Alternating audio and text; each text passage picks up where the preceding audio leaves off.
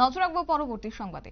Tripura child rights কমিশনের উদ্যোগে ৭৬তম প্রজাতন্ত্র দিবস পালন করা হয়েছে এবং তারই অঙ্গ হিসেবে আজকে আইজিএম হাসপাতালে ফল এবং মিষ্টি বিতরণ করা হয়েছে এবং রোগীদের মধ্যে আজকে ফল মিষ্টি বিতরণের ছবি ধরা পড়েছে এবং শুরুতে তারা ত্রিপুরা চাইল্ড রাইটস কমিশনের যে অফিসে রয়েছে সেখানে জাতীয় পতাকা উত্তোলন করেছেন এবং তারপরে তারা সামিল হয়েছেন ফল মিষ্টি বিতরণ অনুষ্ঠানে। তবে গোটা বিষয় নিয়ে আজকে কি বক্তব্য রেখেছেন তারা, শুনুন।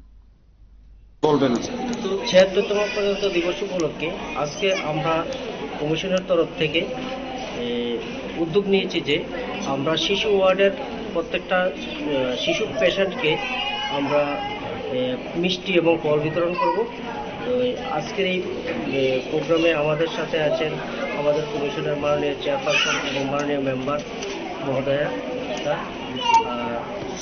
আমরা চাই যে শিশুর সার্বিক উন্নয়ন, বিকাশ এবং সমৃদ্ধি লাভ করুক।